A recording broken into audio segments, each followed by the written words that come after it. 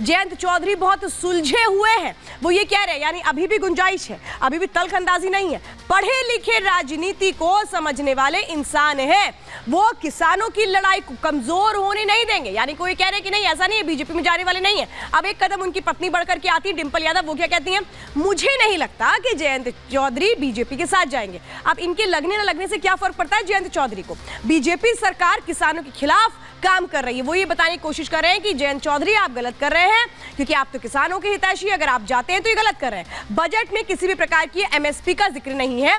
वो इस बात की याद दिला रहे हैं जो योगी आदित्यनाथ ने बजट पेश किया था, वो उसका जिक्र कर रहे हैं। अब देखिए शिवपाल यादव, देखिए डिंपल यादव को आपने देखा। अब इसकी तरह से ये एक तरह से हम आपको बताते हैं कि क्या कुछ यहाँ पर किया जा रहा है और कहा जा रहा है, ये मैं आपको बता रही हूँ। जयंत चौधरी क्या करना चाहते हैं, जयंत चौधरी किस तरफ जाना चाहते हैं, ये देखना बहुत दिलचस्प होगा। क्योंकि अब राजनीति में कहते हैं कि जो राहें हैं वो जितनी जल्दी जुड़ती हैं उतनी जल्दी अलग भी हो जाती है। लेकिन जयंत चौधरी ने बीजेपी के साथ किस तरह से पूरी डील पक्की कर ली है, ये जरा मैं अब आपको अगली जानकारी देने जा रही हूँ। क्योंकि ये एक तरह से बताने जा रहा है कि जो बीजेपी के साथ रहा है वो कैसे अलग हो सकती है, और इंडी के साथ एक तरह से अब वो आगे की राहें तय हो सकती है बीजेपी के साथ। और इंडी से अलग होकर के जयंत चौधरी कैसे अपना वो फॉर्मूला सेट कर चुके हैं, वो डील क्या हुई है बीजेपी के साथ, चलिए जरा वो मैं अब आपको बता देती हूं। जिन 4 सीटों को लेकर के डील हुई है वो क्या कहती है वो समझा देती हूं। समाजवादी पार्टी ने आरएलडी को दरअसल 7 लोकसभा सीटें दी थी जो उसको मंजूर नहीं थी।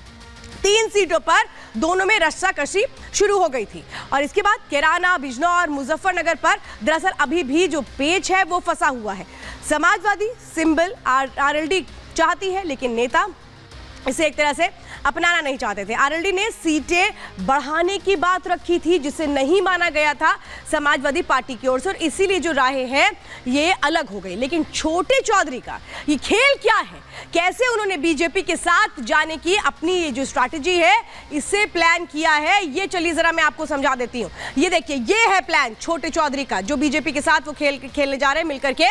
जयंत चौधरी को बीजेपी ने दरअसल 4 सीटों का ऑफर कर दिया, जिसमें कैराना है, बागपत है, आप देख रहे हैं मुजफ्फरनगर है, और इसी के साथ अमरोहा भी है। ये सीटें ऑफर की गई हैं जयंत चौधरी को। जयंत चौधरी बीजेपी से हालांकि ये कह रहे हैं कि 7 सीटें वो मांग रहे हैं, और इन 7 सीटों में कैराना, मुजफ्फरनगर, मेरठ ये सीटें शामिल हैं। इसी के साथ बागपत है, हाथरस है, बिजनौर है और मथुरा भी शामिल है। चूंकि बागपत वो सीट है जो उनकी परंपरागत सीट है, जिससे उनके पिता भी चुनाव लड़ते आ रहे थे।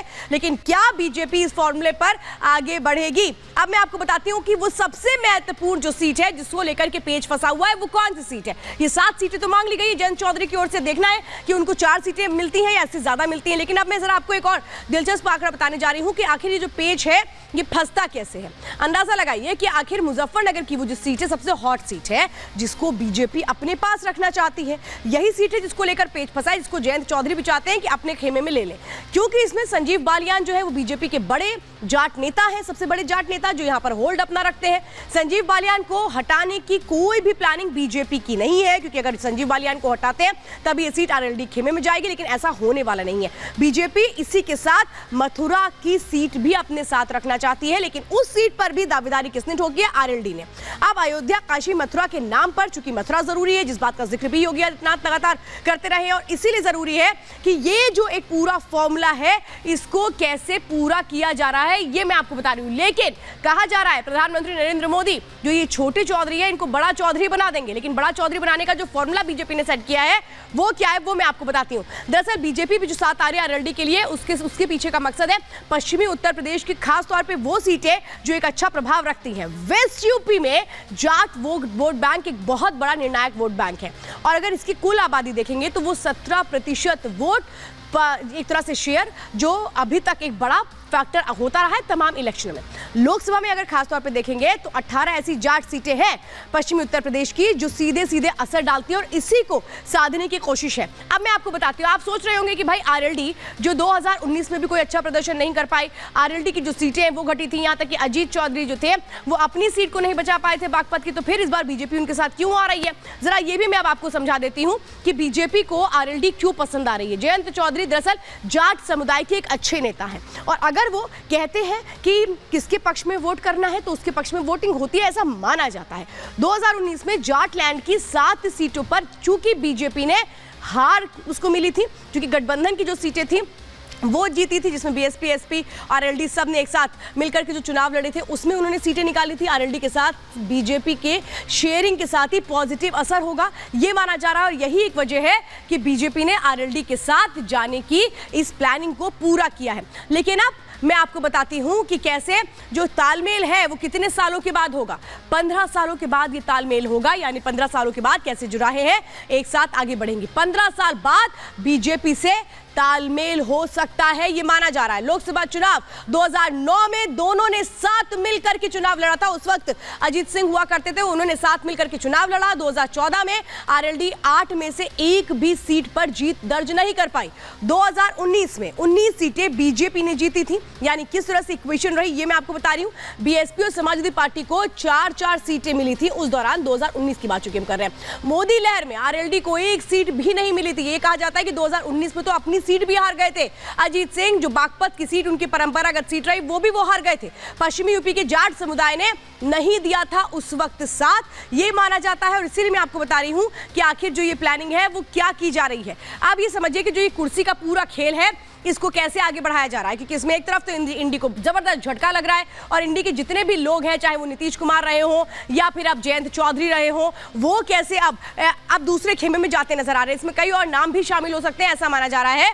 अब ये समझिए क्या कुछ इसके जरिए होने वाला है। सुलझे जयंत चौधरी और इनके जो समीकरण है वो क्या कुछ है। अयोध्या समेत देश भर में राम मंदिर की लहर है, और इसीलिए चाहते हैं जयंत चौधरी भी कि वो भी बीजेपी के साथ आ जाए, और जो एक तरह से फायदा हो सकता है वो उनको सीधे सीधे मिल जाए। जाट समाज भी राम की भक्ति में डूबा हुआ है, ये उनको पता है। एसपी बीएसपी गठबंधन में एक सीट भी इनको नसीब नहीं हुई, ये भी बस इनको पता है। समाजवादी पार्टी के साथ गठबंधन में जीत की संभावना बहुत कम है, क्योंकि समाजवादी पार्टी तो इनको कम सीटें दे रही है, कह रही कि 7 सीटें हम नहीं देंगे। लेकिन अब आपको आज की एक और तस्वीर में दिखा देती हूं। नीतीश कुमार जो प्रधानमंत्री नरेंद्र मोदी से मिलने के लिए पहुंचे थे, सोचिए नीतीश कुमार जो बीजेपी का हिस्सा हो चुके हैं, नीतीश कुमार जो गठबंधन के तहत अब बीजेपी के साथ अपनी राहों को पूरा कर रहे हैं। देखिए, ये प्रधानमंत्री नरेंद्र मोदी के साथ मुलाकात है नीतीश कुमार की। ये वही नीतीश कुमार है जो एक वक्त में खुद को प्रधानमंत्री उम्मीदवार के तौर पर देखा करते थे, लेकिन ये राजनीति है जिसमें ये कहे कि कब किस करवट ये विचार बदल जाए उसको कहना ही क्या। ये देखिए किस तरह से मुलाकात हो रही है, तस्वीरें आप देख रहे हो। अब नीतीश कुमार ने इस मुलाकात के बाद कहा भी कि अब मैं कहीं जाने वाला नहीं हूं। अब ये देखना है कि कितने दिनों तक नीतीश कुमार का ये जो बयान है ये रहता है, क्योंकि अपॉर्चुनिस्ट कहा जाता है नीतीश कुमार को, अवसरवादी कहा जाता है, और नीतीश कुमार जो कहते हैं उस पर क्या वो सटीक तरीके से आगे बढ़ते हैं। फिलहाल तो ये बिल्कुल क्लियर है कि इस बार तो साथ में बढ़ चुके हैं, आगे बढ़ भी रहे हैं। अब ये समझिए जो प्रधानमंत्री नरेंद्र मोदी हैं उनको लेकर के जो वचन है वो कैसे विपक्षी दलों के बदल रहे हैं। अब इसमें एक अलग नाम आता है उद्धव ठाकरे का। हम कभी भी मोदी जी के दुश्मन नहीं थे, उनको याद आ रहा है कि यही वक्त है जो ये बातें कह दो। अब क्या ये भी कोई गुंजाइश तलाश रहे हैं, देखना ये भी है। आज भी हम आपके दुश्मन नहीं है, वो ये कह रहे नहीं भाई हम तो दोस्त हैं, हमें क्यों दुश्मन मान लिया गया है, हम आपके साथ थे, शिवसेना आपके साथ थी। अब वो शिवसेना कौन सी शिवसेना, जो इनकी वाली शिवसेना, इसकी बात कर रहे हैं, क्योंकि शिवसेना तो अब इनकी रही नहीं है। तो अब ये देखिए कैसे हृदय परिवर्तन हो रहा है, और हृदय परिवर्तन क्या इसीलिए हो रहा है क्योंकि ये वक्त की जरूरत है, और इनको पता है कि इंडी गठबंधन में तो किसी का भला होने वाला नहीं है। और क्या यही एक वजह है कि अब ये लोग जिनके सुर बदल चुके हैं। अब ये देखिए ये इंडी गठबंधन है, यहाँ पे देख रहे हैं आप जो मल्लिकार्जुन खड़गे हैं वो क्या करें भाई, गुस्सा फूफा की तरह ये खड़े रहेंगे और तो कुछ हो नहीं सकता। किससे गुस्सा निकालेंगे, क्योंकि जितने लोग हैं वो कह रहे हैं अपने गुस्सा अपने पास रखो, हमें तो कोई मतलब नहीं है। देखिए ममता बनर्जी जो पश्चिम बंगाल में साफ तौर पे कह चुकी हैं कि भाई हम तो अकेले चुनाव लड़ेंगे। अब नीतीश कुमार, अभी आपने मुलाकात देखी प्रधानमंत्री नरेंद्र मोदी के साथ। अब ये केजरीवाल है, केजरीवाल को भी ऐसा लग रहा है कि सीट शेयरिंग का फॉर्मूला बन नहीं पाएगा। और ये देखिए अखिलेश यादव और जयंत चौधरी जो पहले से ही एक तरह से कहे कि सीट शेयरिंग का फॉर्मूला तय नहीं कर पाए। जयंत चौधरी तो माना जा रहा है कि अब सीधे सीधे आ चुके हैं, आने वाले हैं बीजेपी के साथ। अब अकेले कौन बचा, मल्लिकार्जुन खड़गे। मल्लिकार्जुन खड़गे अकेले ही रहेंगे। मैं तो कह रही हूँ कि कहीं कांग्रेस ये ना कह दे कि भाई हम तो अकेले ही चुनाव लड़ेंगे, क्योंकि कोई और ऑप्शन बचेगा नहीं।